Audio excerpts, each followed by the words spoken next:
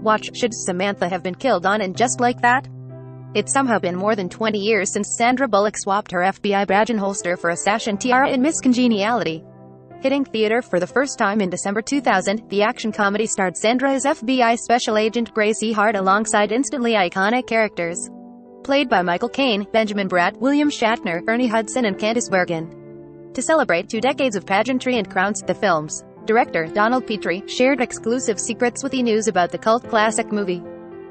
During his in-depth chat with E! News in 2020, the director, who also counts Mystic Pizza, Grumpy Old Men and How to Lose a Guy in 10 Days among his credits, revealed why he thinks Sandra might still be mad at him, which crash actor almost landed the male lead and which Gilmore Girls standout ended up on the cutting room floor. Plus, did you know a Real Housewives star makes a tiny, early career appearance? Before you declare today to be the perfect date, read on to check out all 25 of the director's secrets, including a surprising fact about why April 25th was seen as the ideal day. 1. A new director to the rescue. Donald Petrie stepped in at the last minute, replacing the previous director just 7 weeks prior to the start of filming. Sandra Bullock and Michael Caine were already cast, and that was all he needed to know before saying yes. I have no idea, frankly, why he left the project, Donald told E! News in the exclusive interview. The main attraction for me was Sandra Bullock. 2. When in doubt, pitch Lethal Weapon starring Sandra Bullock. The previous director was apparently trying to make the film as a spoof comedy about pigeons, whereas the vision Donald pitched to execs at Castle Rock and 2. Sandra was to make it an action comedy along the lines of Lethal Weapon, but with Sandra as the tough-as-nails lead a la Mel Gibson. In my opinion, if you take a pigeon absolutely seriously, that's funny, Donald said. If you try to make a joke of a joke, that's not funny. 3. Ellen DeGeneres was the original Miss Congeniality. Ellen DeGeneres told Parade in 2014 that inspiration struck for the film's writer after seeing TV footage of the talk show host rehearsing in heels in a dress ahead of her Emmys hosting gig. Miss Congeniality was written based on me, Ellen said at the time. Any truth to that? The director called himself a huge fan of Ellen's but says he wasn't aware of this origin story, telling E! News that would be a Sandy. 4. There's something about Benjamin Bratt. Matt Dillon, who was a hot commodity following the success of 1998's There's Something About Mary, came close to landing the role of Gracie's partner, Eric Matthews. The part ultimately went to Benjamin Bratt, who had a comfort level already established with Sandra, having previously co-starred with her in 1993's Demolition Man. Donald remembered he and Sandra liking Met a lot, but the Wild Things star wanted to beef up that role.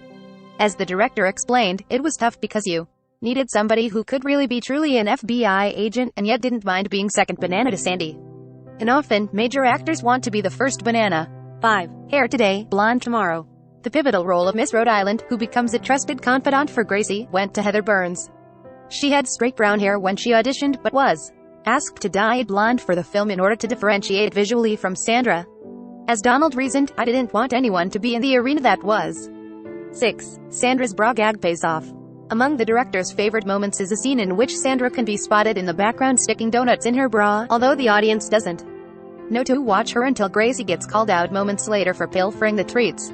Michael Caine and Benjamin Bratt are arguing, and she's right in the background and between them putting those donuts in her bra, he said.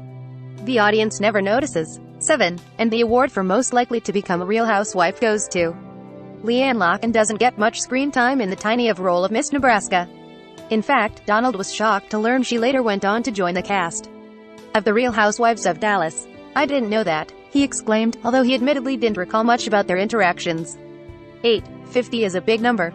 Donald admitted that they didn't cast the full number of actresses to play contestants representing all 50 states, with the actual number being closer to 40. In a wide shot, who is going to go? Hey, there aren't enough girls up there, he quipped. 9. A Gilmore Girls star ended up on the cutting room floor. In initial test screenings, the film included a scene in which Gracie shows up late to her father's wedding. Her dad was played by the late Edward Herrmann, perhaps best known as Richard Gilmore on Gilmore Girls. The actor was a dear friend, Donald said, but his scenes didn't make the final edit. It's a very funny scene, the director recalled, and it made the trailer despite not appearing in the actual film. It's one of those things where we're just too long. 10. Craft service wasn't much fun. With less than a month left before shooting, Donald took each of the pageant contestants aside. Sandra included to chat about the potential challenges of the film's premise. I said, I want you to know that we're going to start shooting in about 3 weeks, and I am not gonna be on camera in a bathing suit, but you are. And they all kind of went, oh my god, yes, he told E! News. So the craft service table on the set was not as popular. We kept it stocked with nice, healthy stuff. 11. Sandra has a new fallback career. Los Lobos cover of Mustang Sally plays during the film's makeover montage, and Sandra herself performed the tambourine on the song. It was like everybody took an instrument, said Donald, who himself played a shaker on the recording. She was involved in every step of every bit of that movie. 12. If you're fighting with Sandra, be sure to wear a cup. In the first half of the film, when Eric wrestles with a Gracie in the gym to convince her to participate in the beauty pageant, Benjamin needed to stop the scene because Sandra accidentally hit him in the crotch. It was the scene where they kind of roll into a position, and he stopped it with, "Oh my god. You got my testicles," and we just had to stop, Donald recalled with a hearty laugh. She managed to clip him right in the cojones. 13. Sandra did all of her own stunts. The director joked that Sandra and Benjamin are still mad at me for not using stunt doubles in the film. Benjamin is like, "My back has never been the same," Donald said with a laugh. They got more than a few bruises and sore muscles from shooting that wrestling match. 14. The opening scene wasn't in the script. Screenwriter Mark Lawrence had been working on the project for years, over the course of dozens of different drafts. During an offhand chat with the director, Mark mentioned that a previous version had started with the scene that ended up opening the final film, in which a grade school Gracie beats up a bully and then beats up the victim as well. Donald knew that this was the perfect opening and needed to be added to the shooting script. 15. The snort was rooted in reality. Gracie becomes known for snorting while she laughs, but that wasn't in the script. Donald recalled being at a dinner with the actress where he said something and she reacted by snorting, and he exclaimed, "Oh, keep that." 16. How do you make Sandra Bullock look like she is not a beauty queen? A key part of getting the film to work was figuring out how to make Sandra somehow seem less gorgeous in the first third of the film, which they achieved with a combination of her own acting plus a little help from makeup, hair and lighting. Sandy used to kid about the fact that her makeup only took a half hour to make her look ugly, but it took 2.5 hours to make her look beautiful, he said. I disagree with that. She could have arrived on set with no makeup, all you have to do is brush her hair, and she is stunningly beautiful. 17. Sandra wanted food in her teeth.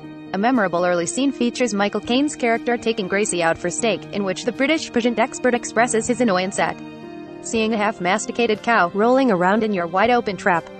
As Donald remembered about the actress, she wanted to have a piece of steak cut between her teeth so she could suck at it. I remember them taking dental floss, which you would normally use to get stuff out of your teeth, but using it to pull steak in between her teeth. 18. The trailer's most memorable moment was a Sandy Ad-Lib. Gracie teases Eric in the film by flirtatiously singing, "You think I am gorgeous, you want to date me," which was a highlight of the trailer.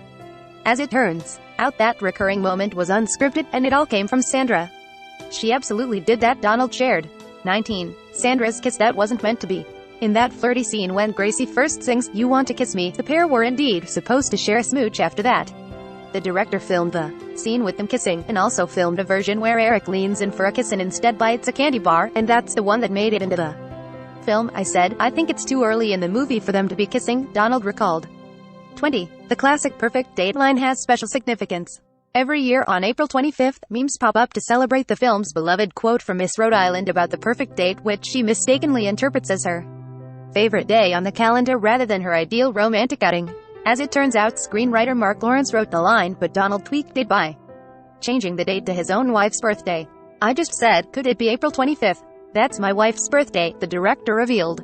"So I am very happy that each year on her birthday, there are all these memes going about." 21. Getting the last laugh. Donald said he intentionally includes extra scenes in early cuts of his films just in case anything pops with audiences that he wasn't expecting, so critics are never invited to those screenings. But the director remembered film blogger Harry Knowles snuck into a test screening and gave it the most scathing worst review of any movie ever, including calling me out for having personally ruined Sandy Bullock's career. Luckily, the studio appeared to be unfazed by the early negative buzz, and ultimately the film was still a hit, grossing $212 million worldwide from a budget of $45 million. "The only thing I can say," Donald said, "is that I am sure glad the movie went on to be a huge success and kind of a classic comedy, earning big bucks, so that I can kind of gently flip my finger at that review and go, heh heh." 22. The 20-year difference. Donald was quick to point out that elements of the film, including Gracie's coworkers speaking dismissively of her and imagining what she would look like in skimpy clothing, would probably not remain in the film if it were made today. "Absolutely, I think it would change," he said of certain scenes. It was 20 years ago, long before Me Too, and much change in attitude toward the glass ceiling. A lot of it would stay the same, but you would definitely have to address certain pieces in order to bring it into today's zeitgeist. Of course, one moment that certainly feels forward-thinking was a scene toward the end in which a black contestant comes out as gay and professes her love for her girlfriend. Donald said he always hopes that his films will feel motivated by a higher purpose, which he sees this moment as achieving. I have to credit the writer Mark Lawrence, and indeed Sandy, for putting that in the script, and I loved it. 23. A different director helmed the sequel. Donald opted not to direct 2005's follow-up Miss Congeniality 2, Armed and Fabulous, which was not as well received as the original. For me, as the director, I think there's not a lot of upside to that, said Donald about making sequels. He pointed out that he directed the 1993 hit Grumpy Old Men, but similarly skipped its sequel, Grumpier Old Men. Whether Miss Congeniality could ever get rebooted, as is currently happening with the similarly themed 1999 flick She's All That, Donald admitted, I don't think it would be the same without Sandy. 24. The movie gets Chandler's stamp of approval. Donald was convinced that the film had made an impact after Matthew Perry's Chandler defends his love for the movie in a 2003 episode of Friends. I knew we'd become pop culture because Friends did an episode, the director said. 25. The rom-com market isn't what it was in 2000. Donald stressed that it is much tougher to get a rom-com made these days, let alone to get a theatrical release for it, than it was when Miss Congeniality became a hit. For the past few years, until Netflix came along, rom-coms went the way of the Western, he said. Nobody was making a rom-com. Despite a bit of a resurgence for the genre, he isn't convinced that rom-coms will again have a theatrical heyday anytime soon. The streaming sites were a threat before, but COVID has only cemented their power, Donald lamented. This story was originally published on Monday, December 14, 2020 at 12:44 a.m. Pacific Time.